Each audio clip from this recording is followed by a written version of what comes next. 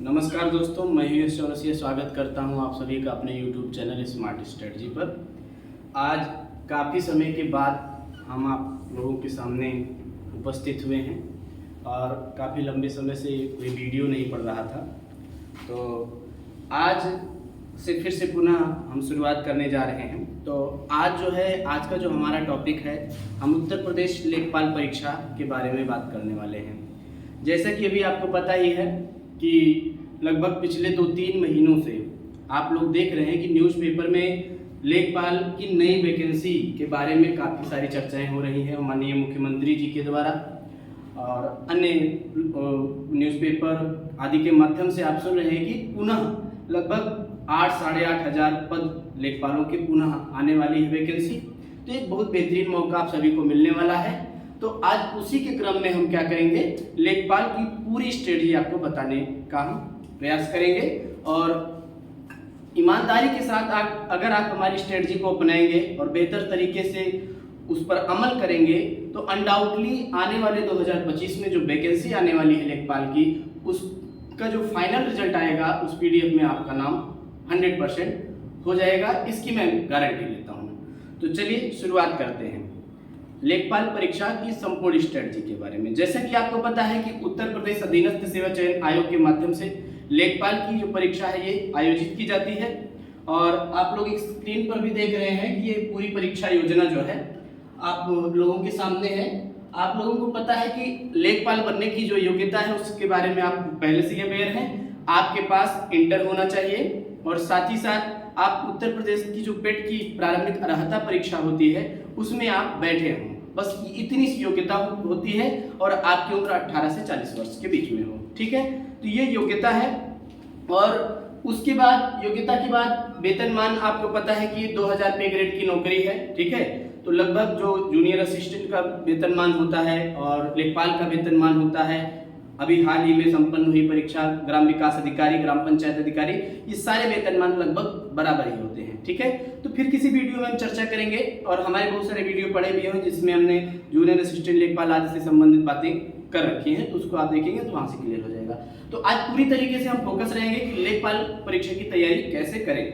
तो शुरू करने से पहले मैं आपको बता दूं कि इसके पहले जो 8085 पद का जो विज्ञापन आया हुआ था, उस विज्ञापन में मैंने भी अप्लाई किया था, और अप्लाई करने के पश्चात परीक्षा दिया। परीक्षा देने के पश्चात आप लोगों को मैं पहले ही शेयर कर चुका हूं कि उसमें मैं अंतिम रूप से चयनित भी हुआ था। ठीक है, तो मैं 2021 या 22 में जो आई थी लेखपाल की परीक्षा, उसमें मैं चयनित हुआ हूं, और जिस स्ट्रेटजी को अपना करके मैं इस परीक्षा में सफलता मैंने अर्जित की, वही स्ट्रेटजी आपके सामने रखने चल रहा हूं। ठीक है, तो आइए देखते हैं। सबसे पहले परीक्षा योजना आप देखेंगे तो आप यहां पर देख रहे हैं कि यहां पर सामान्य हिंदी, ये 25 प्रश्न सामान्य हिंदी का आएगा जो कि निर्धारित अंक 25 है, और गणित के 25 प्रश्न आएंगे, और सामान्य विज्ञान के 25 प्रश्न आएंगे, और ग्राम विकास के 25 प्रश्न आएंगे। कुल मिला के 100 प्रश्न होंगे, जिसमें 25 हिंदी, 25 गणित, 25 GS और 25 ग्राम विकास। कुल मिला के ये 100 प्रश्न आपसे पूछे जाएंगे, और इन 100 प्रश्नों का उत्तर आपको 2 घंटे में देना है। 120 मिनट में आपको देना है, यानी कि पर्याप्त समय आपके पास है। ऐसे अभ्यर्थी जिनकी स्पीड कम है, उनकी मैथ तो अच्छी लेकिन स्पीड कम है, और लगातार SSC आदि की परीक्षाओं में असफल हो रहे हैं किन्हीं कारणवश, उनके लिए एक बहुत ही बेहतरीन मौका आने वाला है। तो यदि आप अच्छी तरीके से स्ट्रेटजी को फॉलो करेंगे तो निस्संदेह आपका चयन सुनिश्चित हो जाएगा। तो इसके साथ ही साथ आप लोगों को पता है कि ये परीक्षा जो है, इस परीक्षा में नेगेटिव मार्किंग भी है, और नेगेटिव मार्किंग कितनी है? नेगेटिव मार्किंग है 1/4। ठीक है, 1/4 नेगेटिव मार्किंग है। ठीक, तो मैं बार बार एक ही स्ट्रेटजी आपको बताता हूं कि 1/4 नेगेटिव मार्किंग का मतलब नो नेगेटिव मार्किंग आप समझिए। ये मेरी व्यक्तिगत राय है, आपको अमल चाहे तो करें, क्योंकि मैंने जब भी 1/4 नेगेटिव मार्किंग में मैंने इस स्ट्रेटजी को अपनाया, मैं 100% लाभ की स्थिति में रहा हूं। तो मेरे हिसाब से 1/4 नेगेटिव मार्किंग को आप नो नेगेटिव मार्किंग समझ के चलिए, और 100 के 100 सारे क्वेश्चन आप अटेम्प्ट करके आइए, निसंदेह इसका आपको लाभ जरूर मिलेगा। ठीक है, ये कितने प्रश्न आपको करने हैं, परीक्षा की योजना कैसी होगी, इस पर हम चर्चा कर चुके हैं।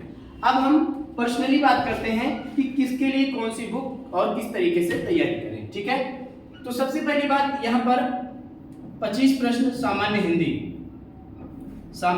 हिंदी के आएंगे। सामान्य हिंदी के लिए मेरे हिसाब से मैं किसी किताब को प्रमोट नहीं कर रहा हूं, क्योंकि मैंने लूसेंट की किताब, हरदेव बाहरी की किताब, ठीक है, जितनी भी वासुदेवानंद प्रसाद की किताब, आदित्य पब्लिकेशन, सारी किताबों का मैंने अध्ययन किया और सारी किताबें अपने आप में बेस्ट हैं। ठीक है, और सबसे अंतिम में मुझे एक किताब मिली राजपाल सिंह की हिंदी की, जो कि और उसकी खासियत ये है कि उसमें सारी चीजें एक ही स्थान पर समाहित हैं, ढेर सारे प्रैक्टिस सेट दिए हुए हैं, गलतियां कम है। इसलिए मैं प्रेफर करूंगा कि आप लोग सामान्य हिंदी के लिए राजपाल सिंह की किताब जो है आप जरूर पढ़ें, और केवल एक ही किताब आप पढ़ें, राजपाल सिंह। ठीक, और इसमें भी जो किताब है जिसमें पीछे का जो पोर्शन है, जिसमें बहुत ज्यादा साहित्य वगैरह दिया है, उसको आप थोड़ा सा इग्नोर जरूर कर सकते हैं, और बाकी व्याकरण पोर्शन और इसका वोकैब पोर्शन जो है उसको आप भली बात अच्छी तरीके से इस किताब को 2 बार रिवाइज कर लें। ठीक है, और एग्जाम आते 3 बार रिवाइज कर लें, 25 आउट ऑफ 25 लाने से आपको कोई रोक नहीं पाएगा। ठीक है, 1 या 2 क्वेश्चन हो सकता है मानवीय त्रुटि की वजह से आपकी गलती हो जाए, लेकिन इस किताब को पढ़ने के पश्चात मेरा दावा है आप बेहतर ही करोगे। ठीक, इसके बाद गणित है, इसके भी 25 प्रश्न आने वाले हैं। और देखिए गणित जो यहाँ पर आने वाला है, ठीक है, यहाँ पर जो गणित आएगा वो सामान्य कंपटीशन से थोड़ा सा हटकर है, क्योंकि इसमें अंक गणित का पोर्शन थोड़ा सा कम है, बाकी इसमें सांख्यिकी, रेखा गणित, बीजगणित, इन प्रश्नों की श्रृंखला ज्यादा है, ये प्रश्न अधिक पूछे जाएंगे। इसके लिए जो मैंने स्ट्रेटजी अपनाई, उस स्ट्रेटजी को मैं आपको बता रहा हूं। सबसे पहले इसका जो सांख्यिकी का पोर्शन था, इसके लिए मैंने क्या किया, 10th क्लास की जो मैथ की बुक आती थी, ठीक है, जो हमने पहले पढ़ा था, 10th क्लास की मैंने मैथ की बुक ली, और उस बुक से जितने भी टाइप के क्वेश्चन हमने हाई स्कूल में पढ़े थे, उन सारे टाइप के क्वेश्चन को मैंने एक स्थान पर लिख लिया, और उसके बाद जितने भी इससे रिलेटेड फार्मूले थे, उन सारे फार्मूलों को मैंने एक जगह उसको संकलन तैयार कर लिया, इकट्ठा कर लिया, जिसकी नोट्स मेरे पास है।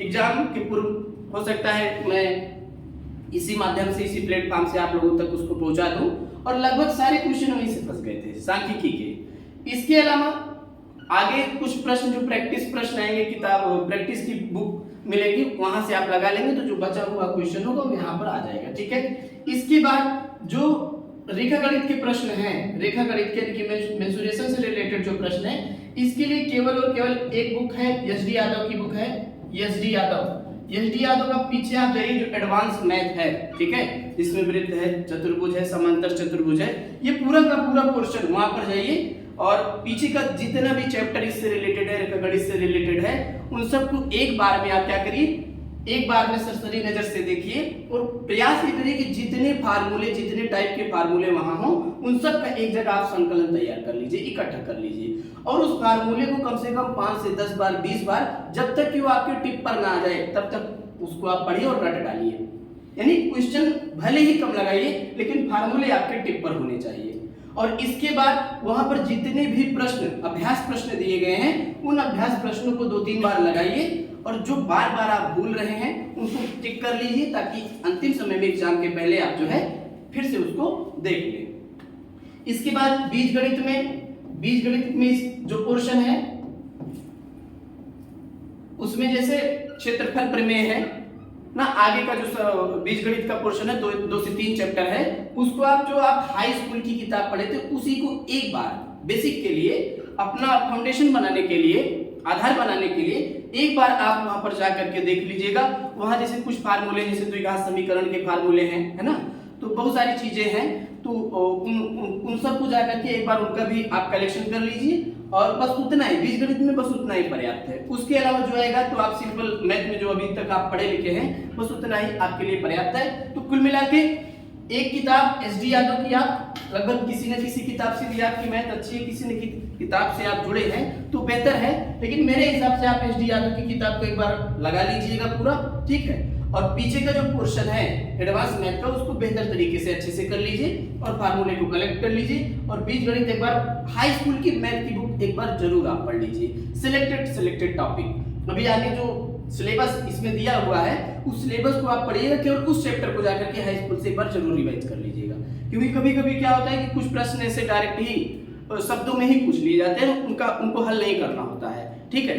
तो ऐसे प्रश्नों जो छोटे-छोटे प्रश्न जो लगभग सामान्य कंपटीशन से बाहर के प्रश्न होते हैं, जो कि एकेडमिक स्तर के होते हैं, तो उनको अगर आप एक बार देख लेंगे तो एक दो क्वेश्चन आपके बढ़ने के चांसेस अधिक हो जाएंगे, ठीक है। तो ये इतना गणित के लिए कर लीजिएगा। बाकी ये जीएसटी यादव बेस्ट बुक है, बहुत हाई लेवल का मैथ इसमें नहीं पूछा जाता है, जनरल स्तर की मैथ पूछी जाती है, ठीक है। तो बहुत अधिक आपको इसमें कुछ खास करने की जरूरत नहीं है, तो मैथ के लिए बस आप इतना ही कर लीजिए, ठीक है। इसके बाद सामान्य ज्ञान की केवल और केवल एक ही किताब, जीएस की केवल और केवल एक ही किताब है,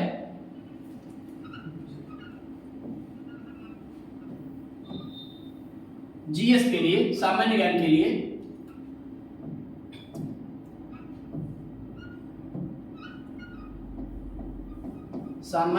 लिए केवल और केवल एक किताब, वो है लूसेंट।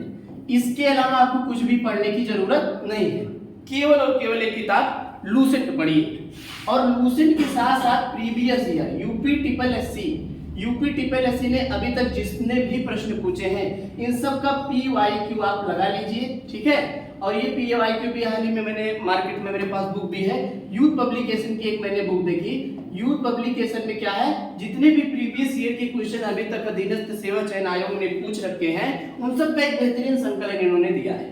तो आप क्या करिए, एक बार लूसेंट पढ़ लीजिए और उसके बाद इस PYQ को खूब अच्छे से पढ़ लीजिए, 2-3 बार कर लीजिए।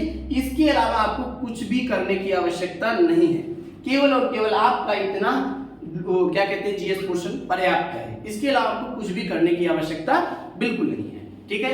अच्छा, यहाँ पर एक और मैं आपको बात बता दूं, अभी हाल ही में एक चर्चा चल रही है, चर्चा ये चल रही है कि जो इस बार लेखपाल की परीक्षा होगी उसमें कुछ परिवर्तन किए जाएंगे, ठीक है। तो मेरे हिसाब से परिवर्तन सिलेबस स्तर पर जो परिवर्तन होगा उसमें कुछ खास नहीं होगा, केवल 2 चीजें जोड़ी जाएंगी। उनमें सबसे हो सकता है कि कंप्यूटर, क्योंकि इस समय लेखपाल को लोगों को लैपटॉप दिया जा रहा है, टैबलेट दिया जा रहा है, तो कंप्यूटर जोड़ा जा सकता है। और साथ ही साथ यूपी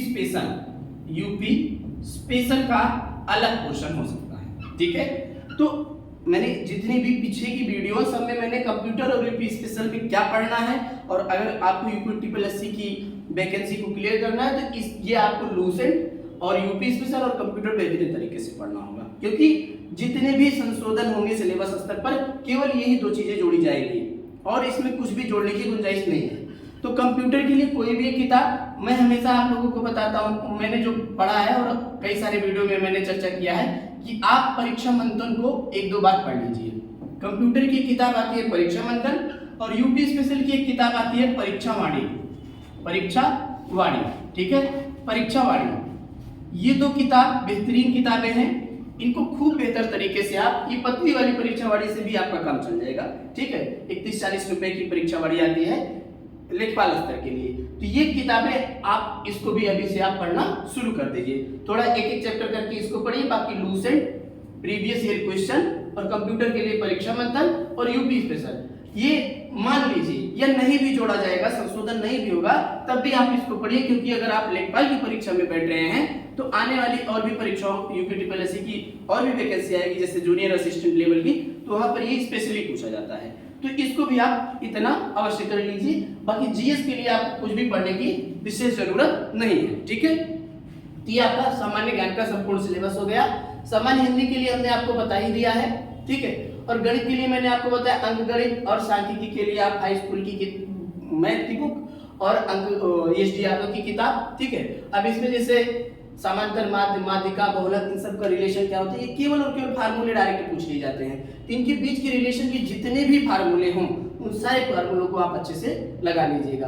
और बीजगणित में जैसे लासा मासा युगपत समीकरण, द्विघात समीकरण, गुणनखंड प्रमेय, क्षेत्रफल प्रमेय, इसके लिए जो हम लोगों ने हाई स्कूल स्तर पे जो हमने अपनी एकेडमिक बुक पढ़ी थी, बस उसी को आप एक बार सरसरी नजर से देख लीजिएगा और मुश्किल से एक दिन में आप पूरा का पूरा बीजगणित पढ़ लेंगे। ठीक है, रेखा गणित के लिए मैंने आपको बताया, इसके लिए भी कुछ विशेष करने की जरूरत नहीं है। एचडी यादव का एडवांस मैथ का जो चैप्टर है पूरा का पूरा फार्मूला रट लीजिए और साथ ही साथ जितने भी प्रश्न है उसको लगा लीजिए, ये इनफ है। इसके अलावा आपको मैथ के लिए कुछ नहीं करना। और जीएस के लिए मैंने आपको बता दिया, और जीएस के लिए जो संभावनाएं आगे सिलेबस में जोड़ा जा सकता है उसको भी मैंने बता दिया। तो अभी आपके पास पर्याप्त समय है, ये भी आप अभी से करना शुरू कर दीजिए। ठीक है, इसके बाद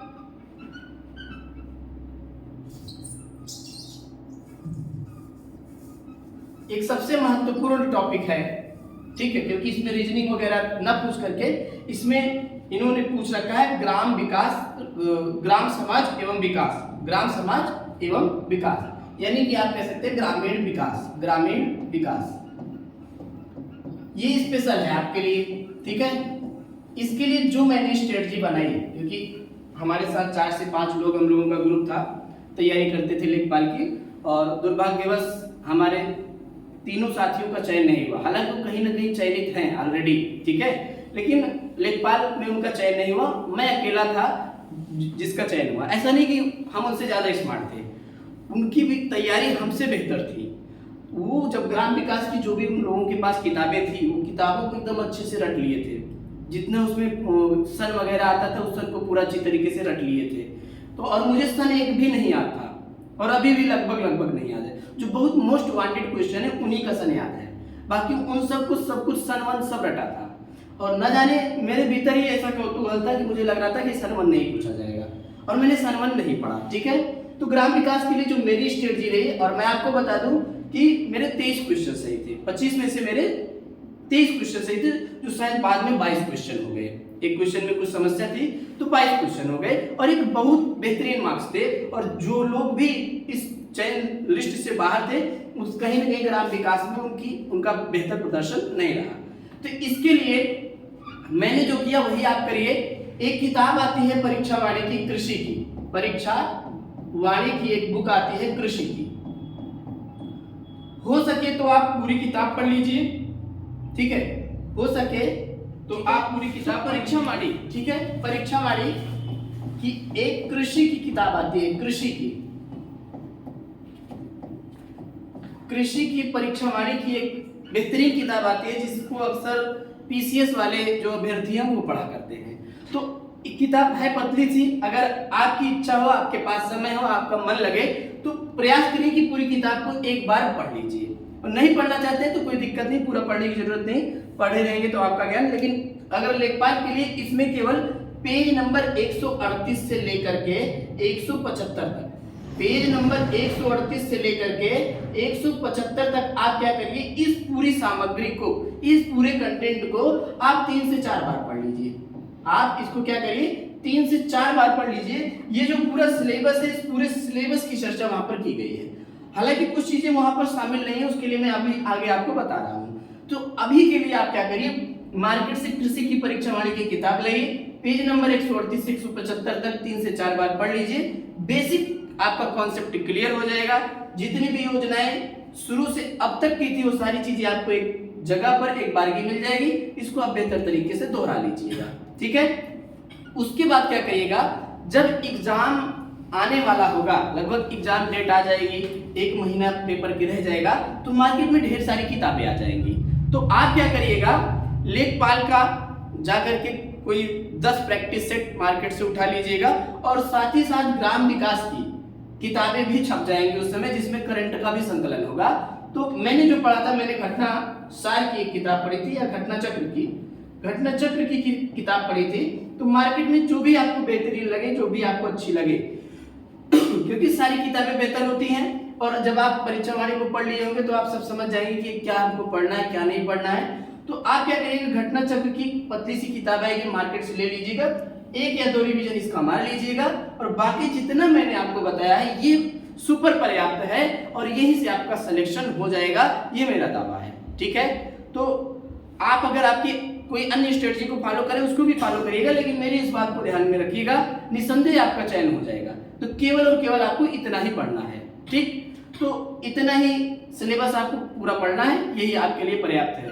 और दूसरी बात, जैसा कि आप लोगों को पता है कि जो मेरी नई वीडियो आ रही है, आप लोग देख रहे हैं डिजिटल बोर्ड, पर मैं आप लोगों को कंटेंट को अवेलेबल करा रहा हूँ। तो एक सूचना आप सभी को देनी है कि जितने भी हमारे दर्शक भाई हैं, मैं आपसे आग्रह करता हूँ कि मेरी ही एक ऑफलाइन कोचिंग जो पहले चला करती थी, अभी भी चलती है, लेकिन सर्विस में आने के बाद से मैं समय नहीं दे पा रहा था, तो वो कोचिंग जो है उसी कोचिंग में मैं फिर से शुरुआत करने जा रहा हूँ, जिसमें मेरे कई सारे लेक्चर्स, संविधान के कई सारे लेक्चर, और बाकी जो मैंने आपको बताया था कि जीएस का जो PYQ है, वो पूरा का पूरा PYQ ट्रिक के माध्यम से पूरी की पूरी किताब जितना भी संकलन होगा, ये उसी कोचिंग के माध्यम से मैं आप सभी के सामने लेकर के आने वाला हूं। तो अब मेरे मैक्सिमम वीडियो यहीं से आएंगे, कुछ वीडियो यहाँ भी और वहाँ भी आपको देखने को मिलेगा।